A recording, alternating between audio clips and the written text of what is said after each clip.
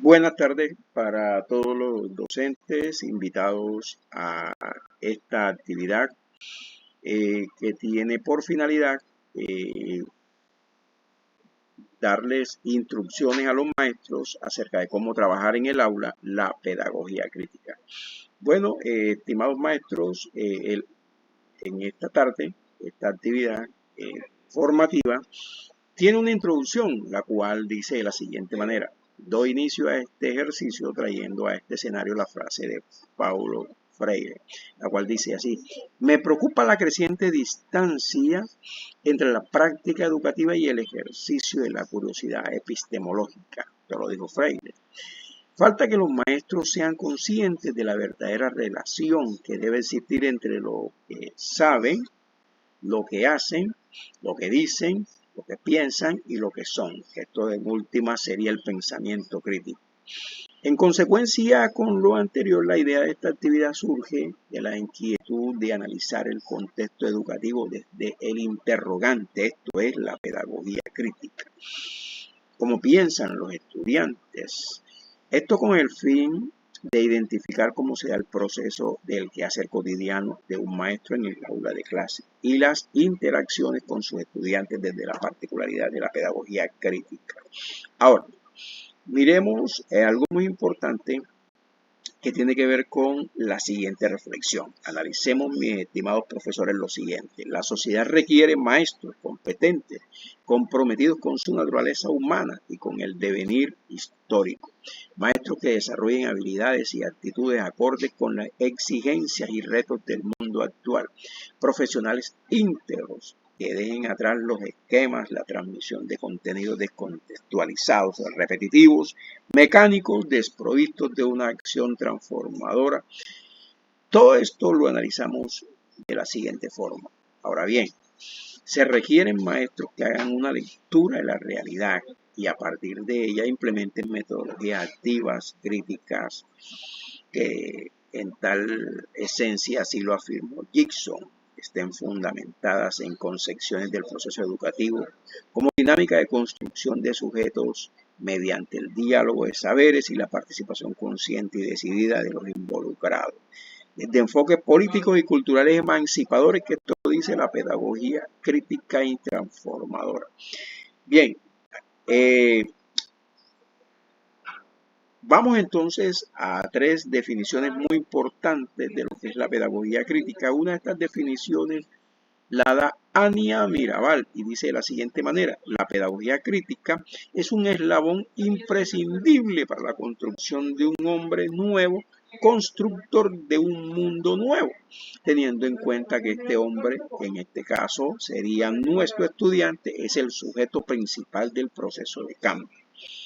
Otra definición de la pedagogía crítica la da Giroux en una parte que precisamente lo escribe Freire y dice así: la pedagogía crítica para Freire significaba imaginar la alfabetización no solo como dominio de habilidades específicas, sino también como un modo de intervención, una manera de aprender y leer la palabra como base para intervenir en el mundo. Definición de pedagogía crítica como tercera definición, mis queridos maestros, traigo la siguiente. Digamos así que la pedagogía crítica son aquellas corrientes que parten de una concepción educativa problematizadora, palabras de Freire, dichas de este modo, es decir, que promueva la reflexión, así lo dijo Freire en muchas ocasiones, que promuevan la reflexión, la crítica y la posibilidad de transformación social, la disminución de desigualdades de género, etnia, posición económica, etc.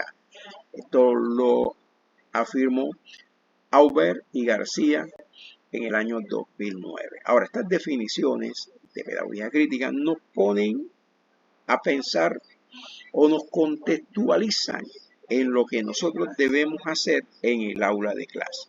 Entonces, el punto de partida de todo esto, mis estimados profesores, lo da la manera como vamos a orientar la pedagogía crítica en el aula. Entonces, la utilidad de la pedagogía crítica en esencia es promover el diálogo y motivar a los estudiantes a que aprendan a desarrollar el pensamiento reflexivo e interactivo, los cuales pueden interpretar y desarrollar dentro y fuera del aula de clase todo lo que se requiera y se necesite para que sean sujetos de pensamiento transformador, logrando así resultados eficientes. Ahora, ¿qué es importante para el maestro que sepa cuáles son estas técnicas y cómo las va a orientar? Entonces existen unas técnicas o unas metodologías para desarrollar la pedagogía crítica, y tales técnicas son la mesa redonda, el Phillips 66, el juego de roles, el foro, los diálogos simultáneos, el debate y la discusión guiada, que esta es una de las que más me gusta a mí para desarrollar en el aula de clase. Ahora, ¿en qué beneficia el pensamiento crítico al estudiante? Entonces miremos la siguiente imagen y analicemos algunos detalles. El pensamiento crítico dispone al estudiante a una mente abierta, permite que el estudiante tenga una humildad intelectual, ¿sí? Da una motivación y disposición, da una imparcialidad, le permite al estudiante confiar en la razón y en los argumentos que él plantea, que tenga también además una perseverancia intelectual, una integridad intelectual y una empatía intelectual. Y por encima de todo, una libertad de pensamiento.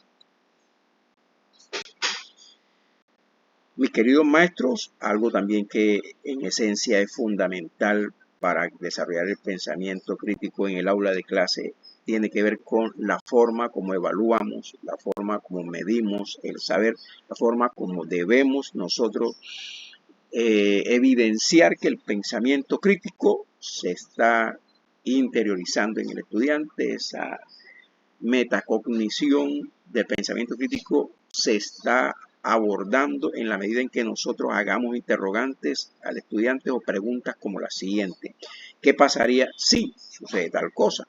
¿Qué harías tú en tal caso? ¿Por qué es importante tal situación o tal cosa?